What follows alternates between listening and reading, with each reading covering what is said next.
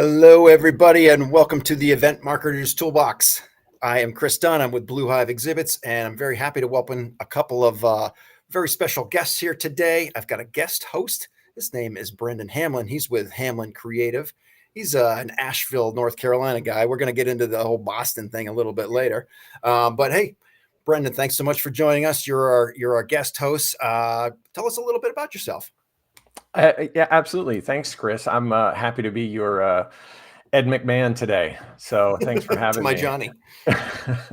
So yeah, I'm Brendon Hamlin. I run Hamlin Creative. We're a film and video and photo production company based out of Asheville, North Carolina. And we focus primarily in the event space. So creating content in whether that's trade shows or conferences or experiential activations, that kind of stuff. So there's really a special moment in those live events where creating content is really unique. And we just love those opportunities to really elevate a brand in a unique way.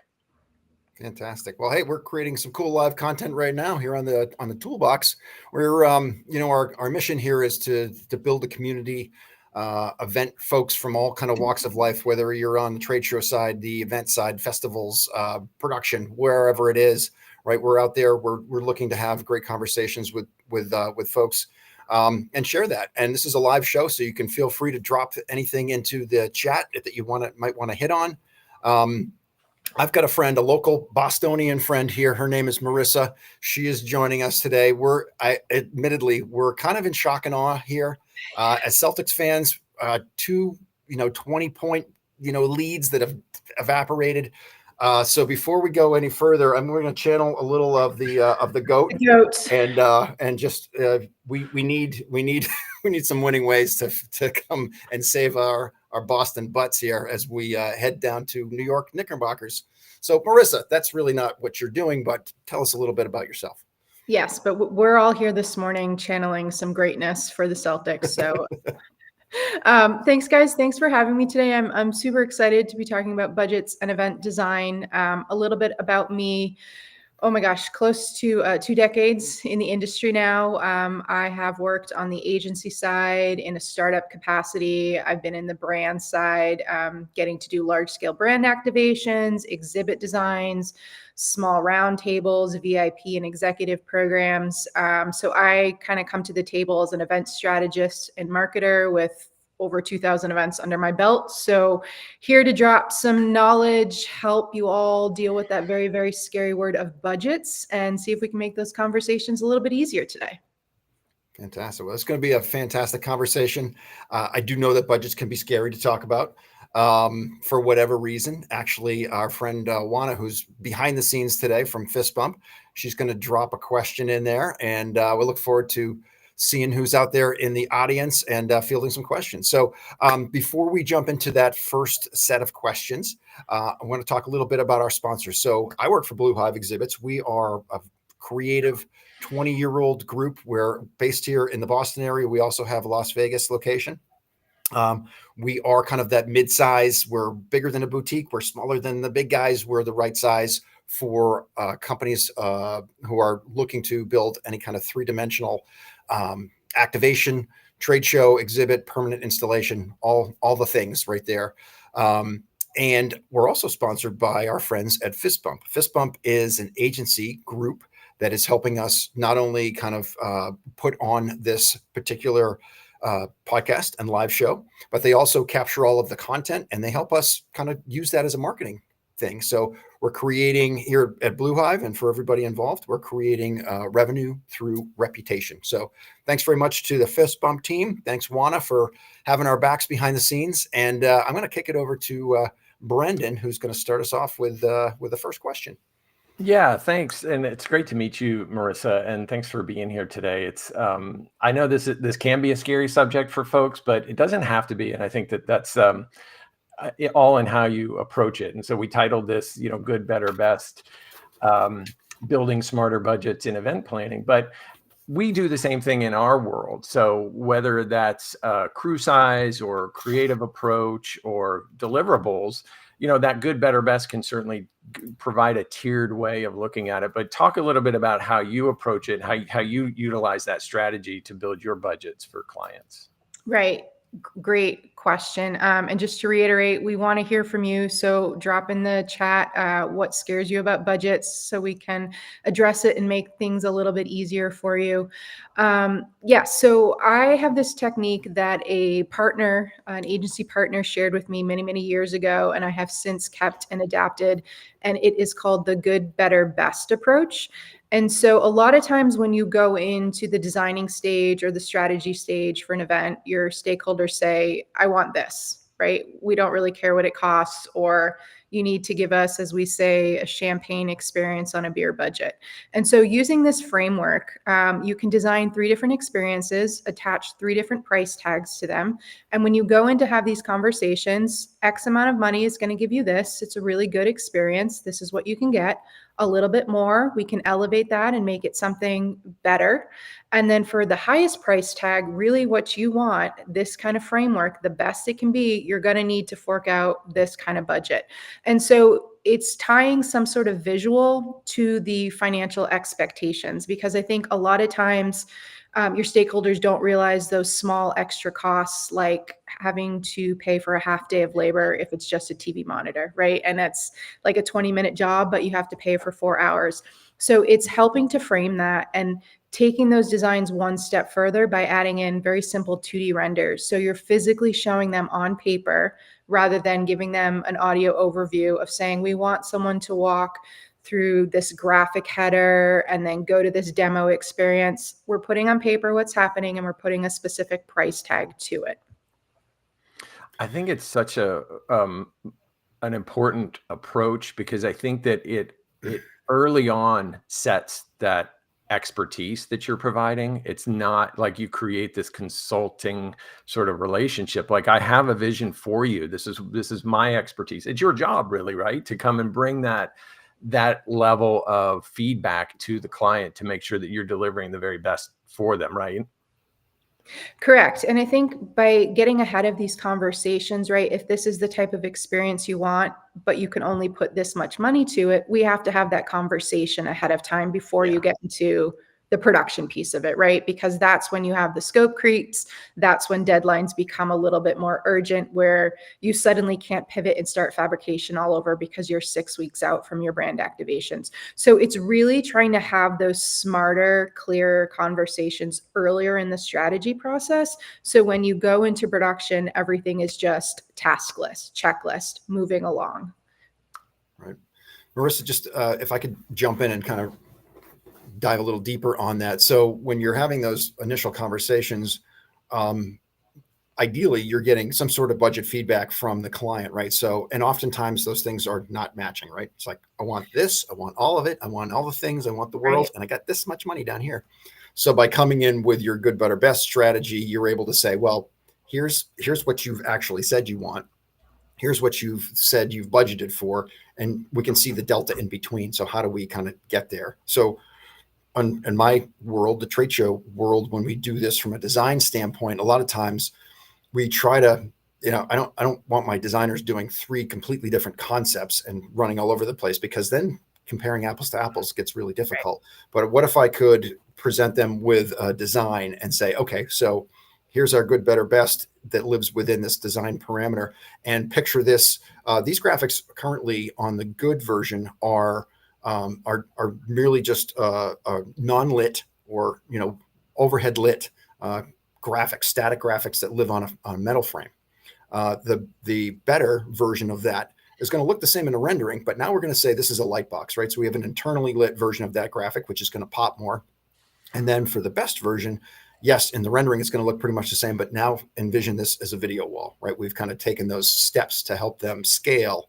And from a lift standpoint on the production side, which I'm on, I'm not asking our design team to, rack up all these design hours, kind of envisioning things in different directions. And at least at that point, then they start to understand, to your point earlier, the things like it's a 4-hour mini, to come in and set up a pop-up. And hey, in Boston, it's an 8-hour mini. I'm sorry. Boston's the most expensive city. Pains me to say so. Or one of the most anyways. But so just, nice to see that you're bringing this to the table to have these conversations with your clients, because we feel this pain all the time on the production side. Yeah, and I think that's a great point. As being a marketer on the brand side, you really need to be that go-between between your agency partner and your stakeholders. And a lot of times your stakeholders internally have these great expectations, and we have to remember the agency team are humans. They're people with limited bandwidths, right? And so a lot of that strategy work, that design work, that does still tap into your budget, right? So I talk a lot about wanting to have visuals, but as you mentioned, Chris, it could be one version and you talk over how maybe you have some overhead lighting here. That's in the best version, or maybe in the better, it's some floor spotlights that might be a little bit cheaper. But I do think you have to have some sort of visual to show them, but you can get creative in how you represent those designs at the various stages. So the good, better, best. So it becomes very clear to them what the price tag is and what they can achieve. And as that marketer kind of between the agency and your stakeholders, it's really up to you to manage those relationships. So making sure that you're listening to your agency about what's realistic, working with them on actual numbers or close to it in terms of estimates, right? The closer you get to your event deadline, prices are going to go up, availability is going to be limited, making sure that you relay those to your internal stakeholders. So it's not just about here's what the experience can look like, but as we take longer to decide, we're going to accrue more costs, either from a rush standpoint in terms of shipping, fabrication.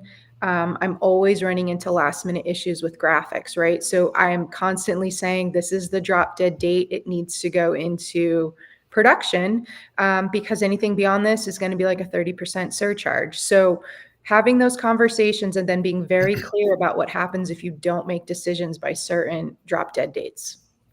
Yeah.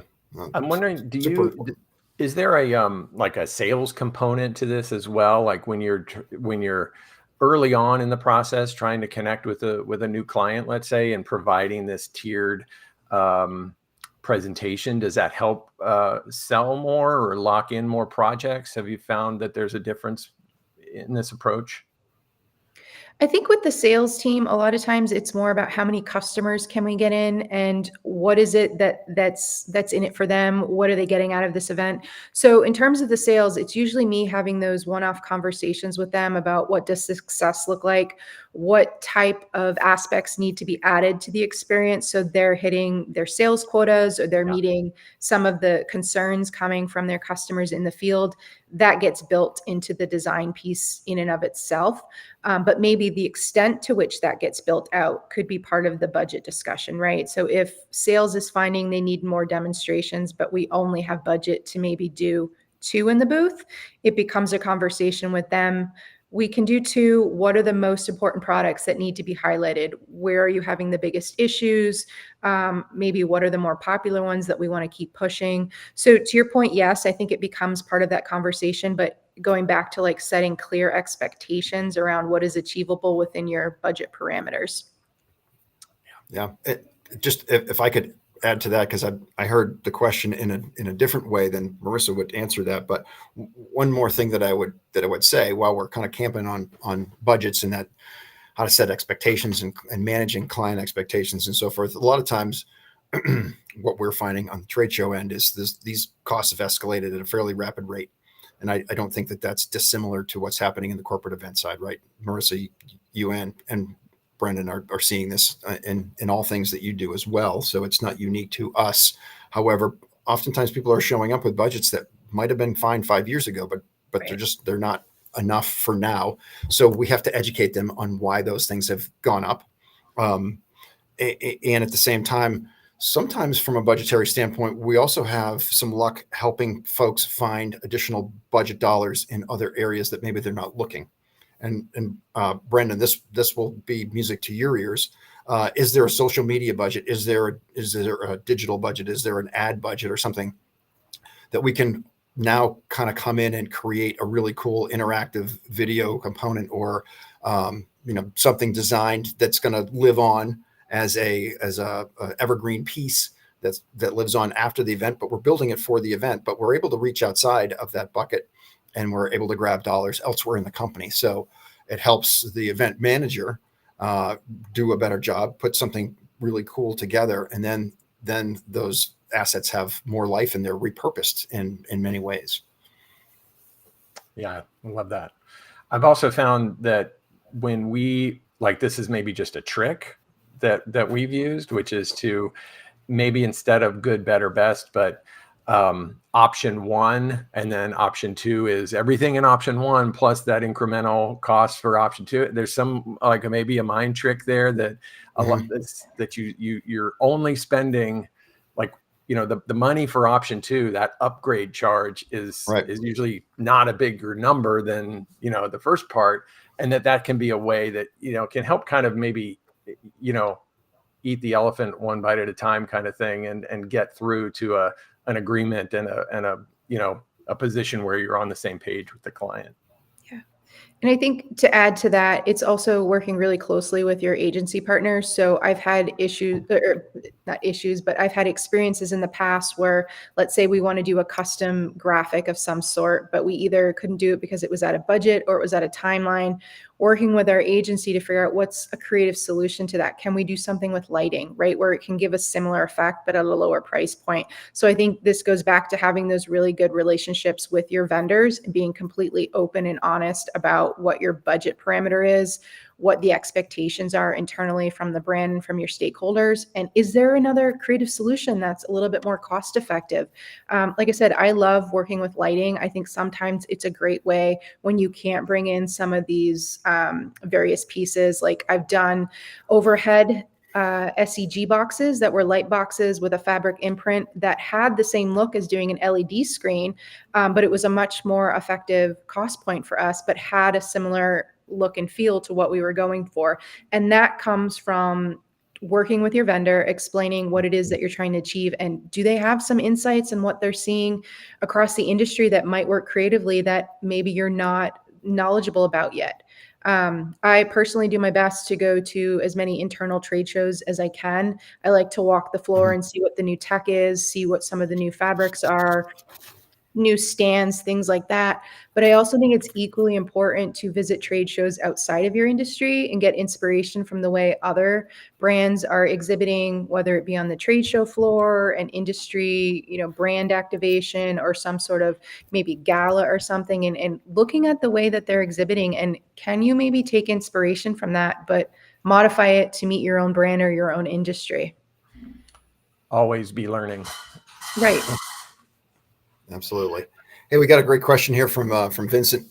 Reemphasize that the client project is part of the larger program goal, and that's a great point. And I think sometimes, and again, we're primarily trade shows, probably 90%, and then the events are. But that's kind of my focus. And oftentimes when we're working with that client, a trade show is not a standalone event that relates to nothing else in the, it's a piece of the marketing puzzle. And you can build off of that in a tremendous way. But if you've got a thematic thing happening, you got a client, you got a product launch, you got something large that you're doing as an ad campaign across the board for, running it for 6 months or whatever the case, tying in that event and using that as a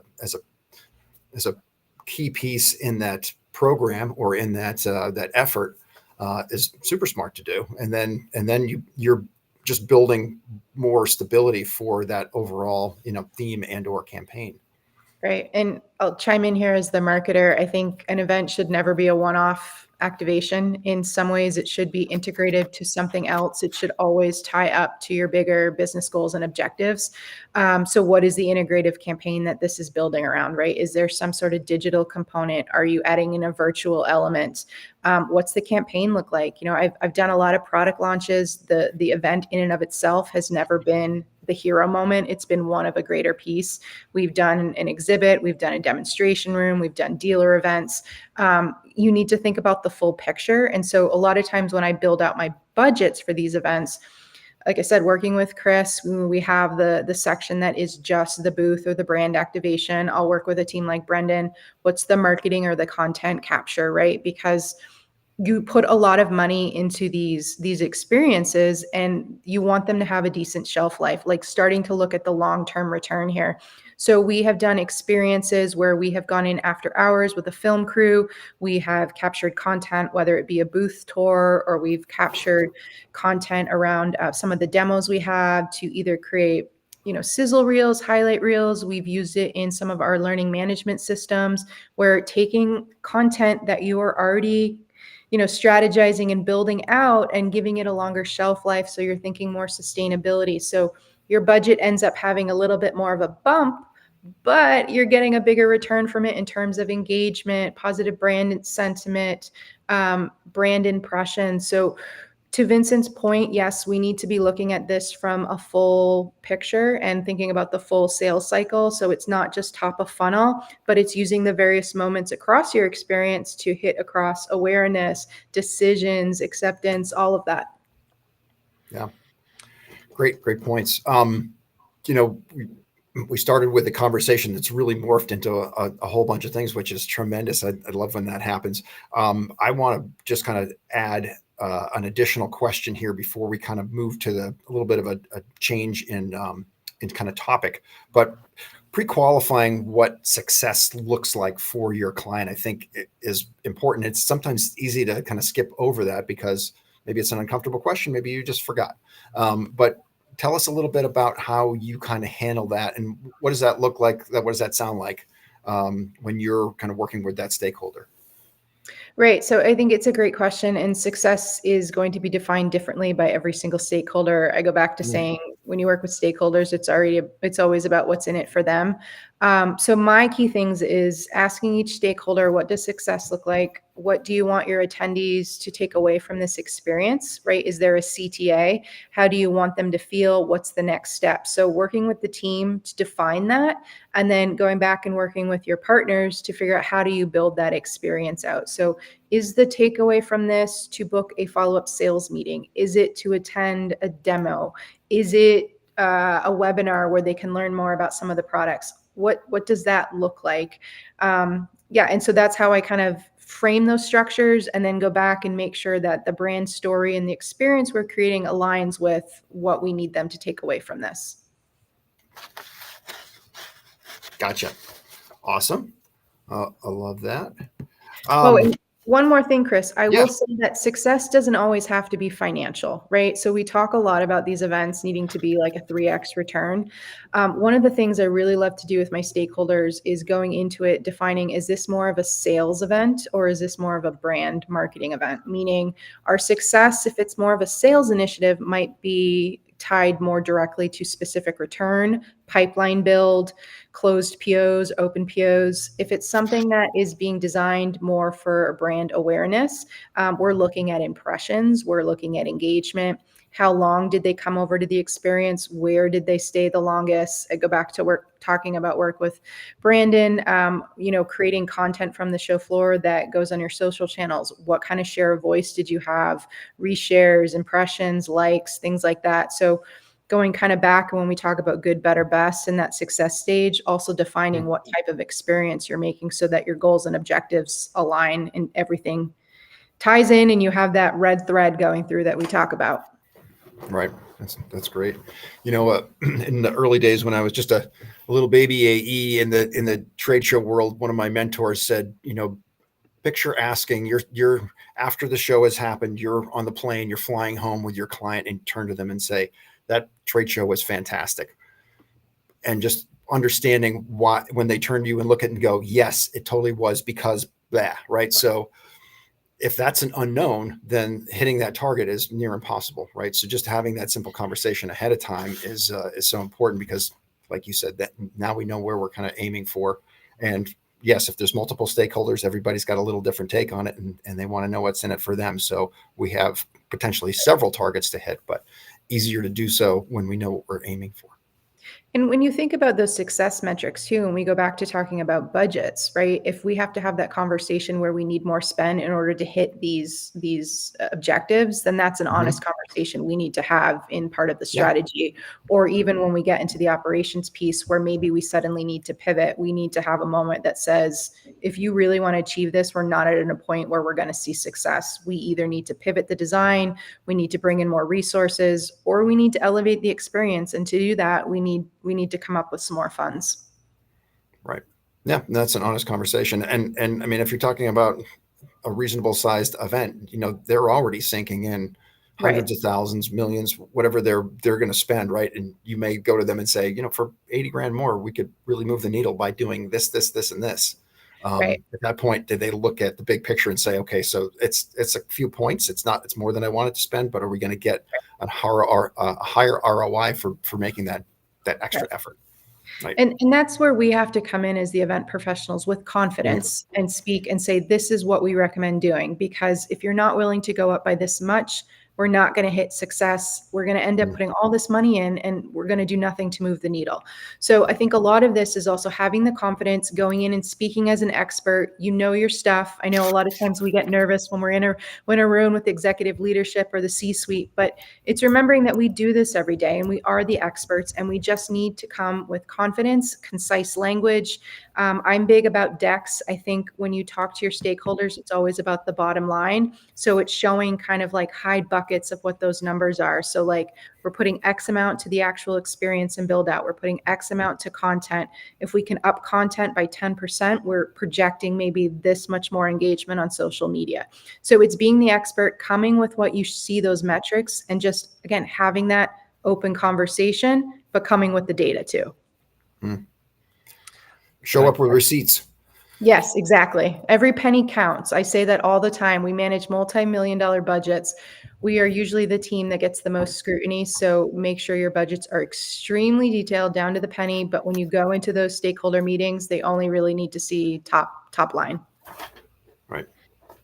And then, really projecting that value, like you're saying, because the opportunities in whether it's a trade show or an activation to carry that story forward. Like we talked, Marisa, about a road show, how you can use a road show from one event to the next to promote, to get more people. So if you had a 10-city tour, let's say, every stop along that way, you could be doing some sort of promotion that ties to the next event.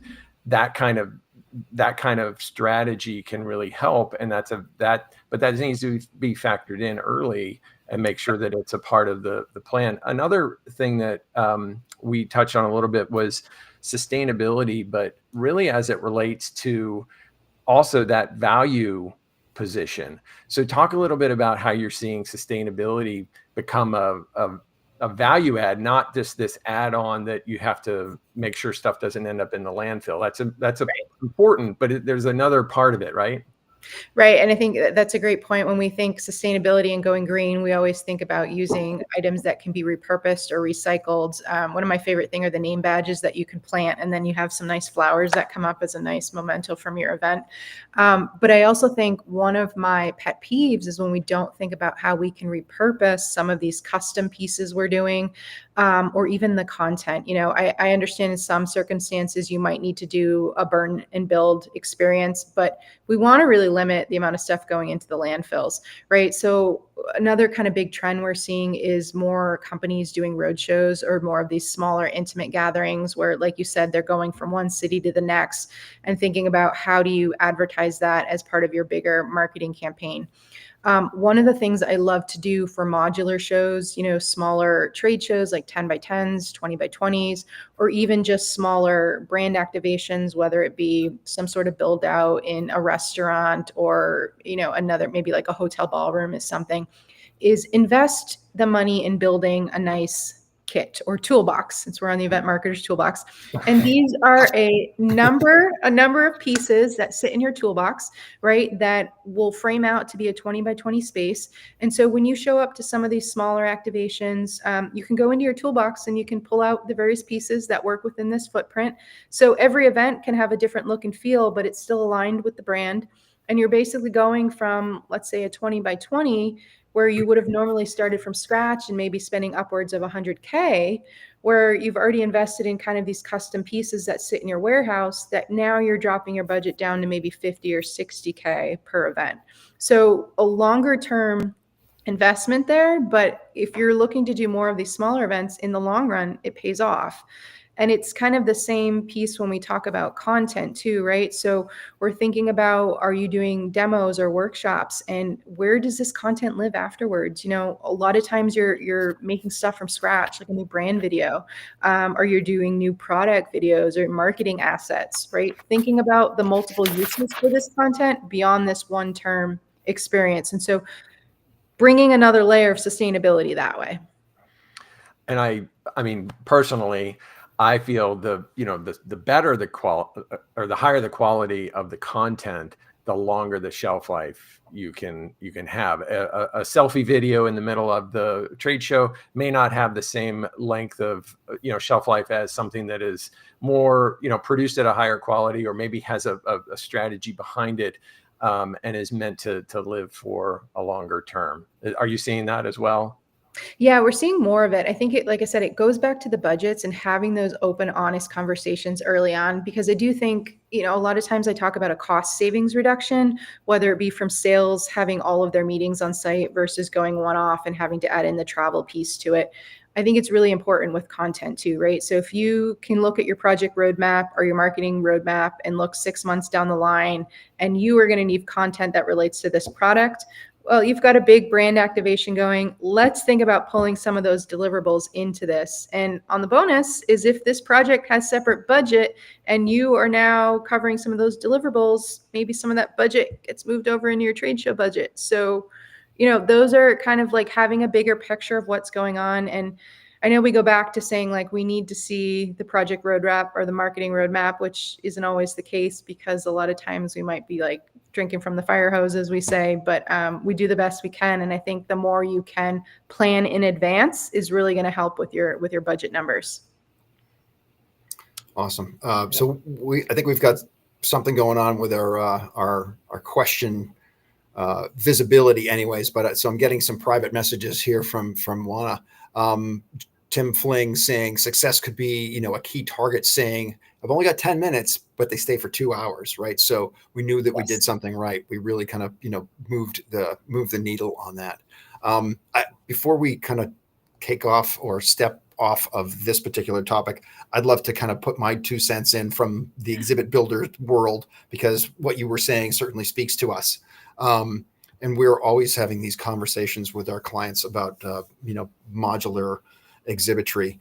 You mentioned kind of the build and burn theory, and that was kind of how everything was done in Europe for an awful long time. They wouldn't literally burn it, although I do hear maybe more in like China, they literally kind of light stuff on fire.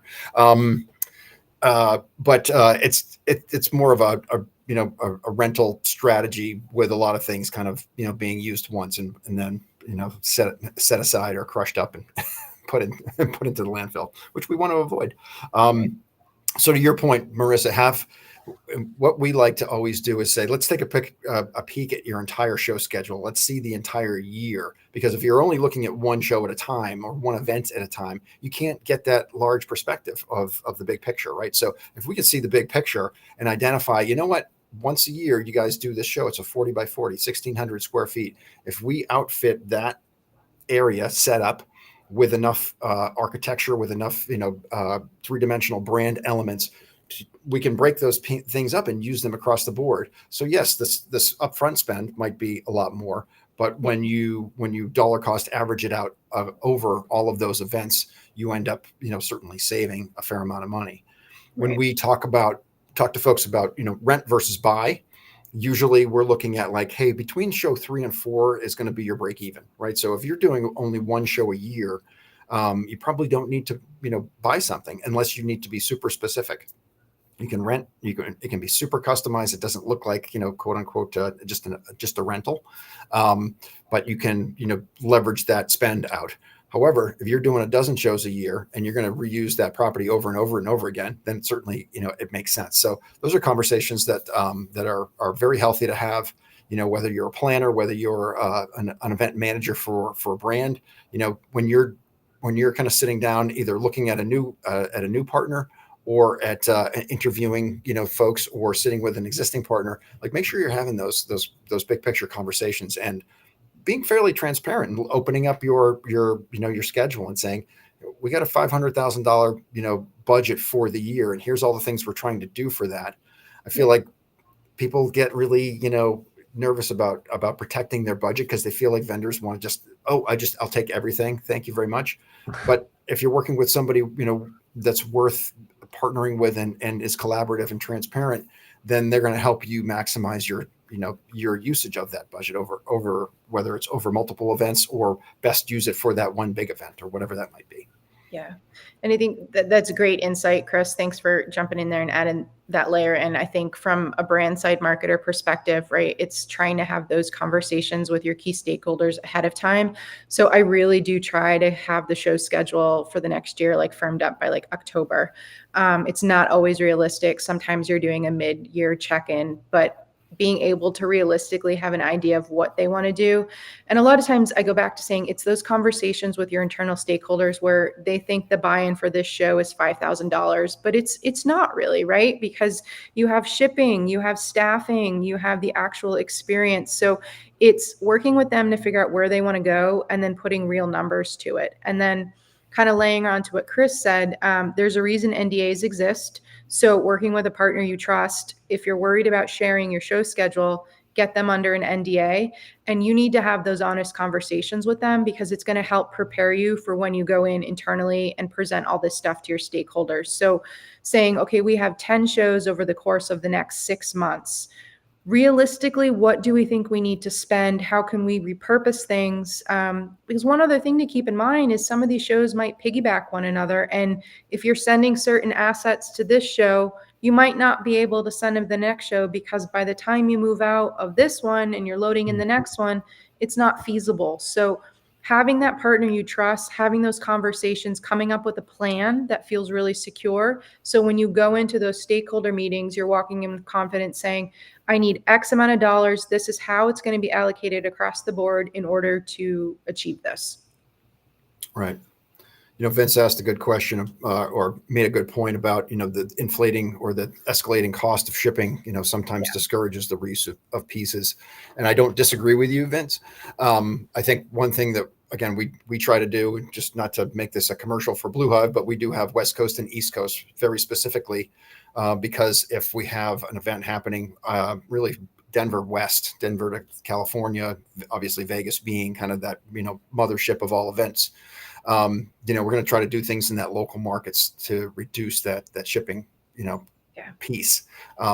Sometimes we'll produce something on the East Coast and we're able to just take SEG fabrics that were created for a certain framework and we can ship those very light, very, small and minimalistic and rebuild the same thing on the West Coast, right? So being smart about how you're going to allocate those dollars and kind of looking at the big picture and again, saying what makes the most sense. Are we opening ourselves up for risk and issues, by doing some things and to save a few bucks, or does it make sense? Is it smart? Right. And I think, again, that's working with your partner. A lot of trade show companies now, exhibit house companies will have the East and the West Coast, offices or storage facilities, just because we know Florida is a big, hub for brand activations. We've got Chicago, Las Vegas. So it is also a discussion of, hey, maybe there's a certain experience that happens at all of these because they're on the West Coast and we just send those assets out and they all come out of that warehouse. And then we create a different experience maybe for all of the East Coast ones and all of these assets stay like in the Chicago warehouse and we ship those out. So it's just about creative problem solving and going back to having those honest conversations with your trusted agency partner to come up with a plan that makes sense, that fits in within your stakeholders' budget restrictions or constraints, and then relaying that conversation open and clearly to your internal stakeholders. Here's the plan. If we need to diverge from it, then we might need some more money or we might need to get a little bit more creative.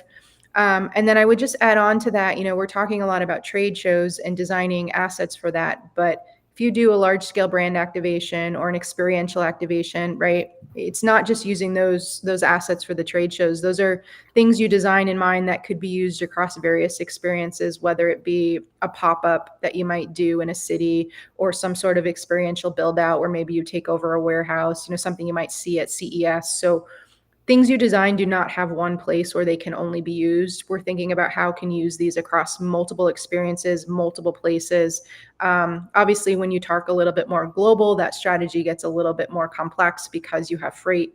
But so I think for this conversation, we'll just keep it to US-based activations, but we're happy to dive into more global issues if anyone has questions about that later on. We're going to dive into global issues. Trade show shipping. Okay. We're keeping it at that. Slippery slope. That's the only thing we're okay to talk about. We're okay. We can't really Politics and religion. We don't talk about anything else. Zadie is jumping in, and she's spot on. Her company, and they're in the AV world. They have East Coast, West Coast. So when you deploy, make sure and have a strategic plan to be, deploying in a local market. The one thing I want to say before we kind of close up this part of the conversation, is that also working with your partner and helping your stakeholders understand what budget ramifications may exist. Throughout the U.S., we've got a number of different cities, and these cities all come at very different price points that are out of the control of really anybody, right? So doing something in New York from $1 per hour spent is very, very different than doing it in certainly in San Diego. It's very different than doing it in Orlando, very different than doing it in Chicago, right? So understanding you've got an event that happens in Orlando one year, and then it moves to Chicago. Immediately my brain goes to you better budget 1.6 times what you had for Orlando for the very same thing, because the Chicago rates are just that much more, right? So picking an experienced, partner is important to help you kind of understand those intricacies. You can't just take last year's budget, add 10% for creep, and then call it good, right? You got to look at those cities. You got to look at your move in, your move out dates. If I'm in Atlanta and I'm doing everything on straight time, and then I go to San Francisco and do everything on overtime, I'm going to see a dramatic, huge rise in cost. And I'm going to, if I don't know to expect that or budget for it, then, I'm going to be caught with my proverbial budget pants down. Yeah. And that goes back, like I said, having those honest conversations with your agency, finding someone you trust, because if you California is always expensive. There's the extra sales tax there. We know Chicago is always expensive because it's usually union labor.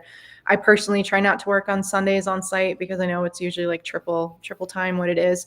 So if you have a show that you do every year, but maybe rotates, so one year it's in New Orleans and then it's in Colorado and then it's in San Francisco, right? But you don't have a lot of events on your book that shows maybe what those numbers would be. That's where you can tap into someone like Chris and Blue Hive and say, okay, what are you seeing for costs here?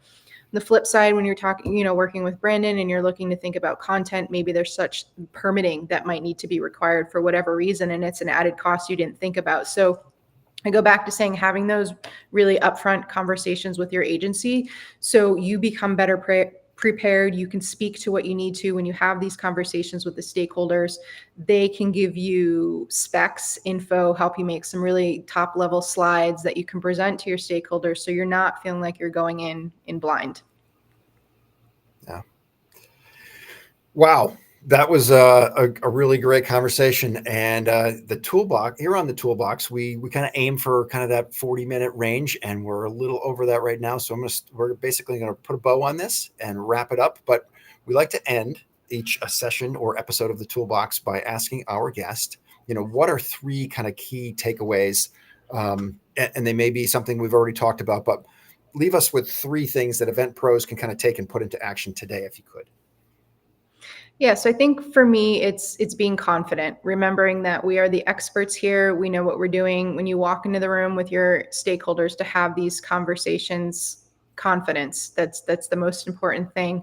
And then I would say outside of that is having those honest and open conversations with your agency partners so you can get to a place where you're better prepared to explain and to pitch with your stakeholders, because they're on the ground a little bit more than you are when you're internal and on the brand side, right? They're doing probably upwards of 30, maybe 50 events a month. So they're seeing things a little bit more in real time, trends coming through, problems that may be coming up. So rely on them as a good partner and support system to get what you need so you feel very organized and prepared for your calls. And then I would just say it goes back to just being organized and thinking through what the experience is, trying to get through everything you might need in the staging and strategy process that could affect your operations. So honest conversation, trusted partners, and have confidence. You know what you're doing. You got this. There you go. Boom. That's a fantastic way to kind of put a bow on that. This has been a tremendous conversation. I really appreciate everybody's time. My guests here in the studio, Marisa, I should say our guest, Brendon, who has joined us, sitting in for his second show, actually the first one that you'll see, but for the second time, and we hope to have him back. So this all started with a relationship that developed on LinkedIn, really for both of these folks and myself. We had Brendon on as a guest early, I think it was back in February.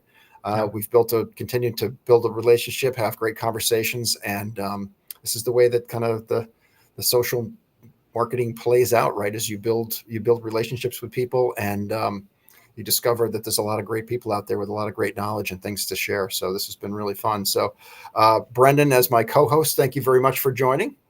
Thank you. I have a full page of notes, so I'm not just a co-host. I am also learning as well. So lots of great information here. Thank you, Marisa. Thanks. Absolutely. It's been fun. Yeah, Marisa. So we're gonna end with the goat and just sending those positive juju. Yeah, 6-time world champion, actually 7-time world champion, six here though, and send everybody away with all those good feelings and winning vibes. So Marisa, thank you so much for coming on. Thank you. This has been awesome.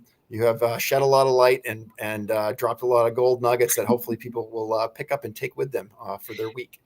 And I would just add, I know budgets are very scary. It's a big conversation. I mean, we've barely kind of scraped the surface here in the 40 minutes. So, we're all available on LinkedIn. Feel free to connect with us or send us a message. We're happy to support. As Chris mentioned, we all met over LinkedIn. So yeah, it's a great support system there. Fantastic. And that's the best way to reach you is through LinkedIn? You can send me a LinkedIn message. I do offer mentoring to peer-to-peer mentoring because I think sometimes it's a little scary when you go into a new job and suddenly you're dealing with strategy or you're now managing other event professionals. So I try to be a resource as best I can to help others navigate that. Kind of in my experience in my career, it was a lot of trial and error. I didn't always have that kind of guiding light. So I try to help where I can so others don't have to go in those same kind of footsteps that I navigated through.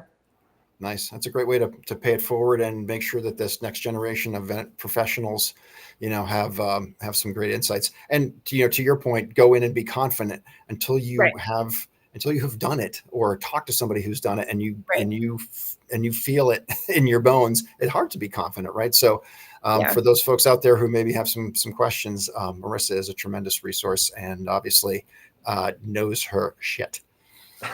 Like I said, it's all trial and error. So it's normal to feel completely nervous when you go into these, but after a while, it gets a little easier. And just remember, you are the expert. You do know what you're doing. So you got this. You got this. Absolutely. Well, hey, this has been great. Thanks so much. If you've tuned in, if you're listening to the podcast, then you very well know that this is available on podcast, but this live broadcast will be seen here at the same link on LinkedIn for, I don't know, it's forever or for a long time. We are also on YouTube and we're on all of your favorite podcast platforms as well. So I like to listen to podcasts when I walk my dog on the weekends. So I don't know, maybe I'll even listen to this episode. I'll probably learn a lot from Marisa because I was, frantically just trying to make sure I was in the right place and not taking the notes that I should have, like Brendon was. Well, again, I'm happy to chat more. I call myself a bit of a marketing nerd. I love events. I love creating experiences and driving community. And I think we have a very stressful job. And I think sometimes people forget that. And the only ones that really, truly understand what we do are the ones that are in the trenches with us. And so just being there for one another and being that support system, whether it's just a quick vent or, again, to ask for some advice, because I still get really random requests that I'm like, okay, how would I do this? Who's done this before? Like they want a petting zoo. What? Okay. So, that's where your community comes into play. Perfect. Great. And you're actually getting a ringing endorsement here from your friend, Tim Fling, who says your mentoring sessions are awesome. Yes. Tim is great. So if anyone's looking for a tech producer, shout out to Tim Fling. Fantastic. All right, we're wrapping up the toolbox here. Thanks for coming, guys. We'll see you all around the trade show forum or the event areas, and good luck. Have yourself a great weekend, and enjoy, and go Celtics. We're looking Go Celtics. to have a big Here we go. comeback here. Game 3 and 4 are ours. Let's go. There you go.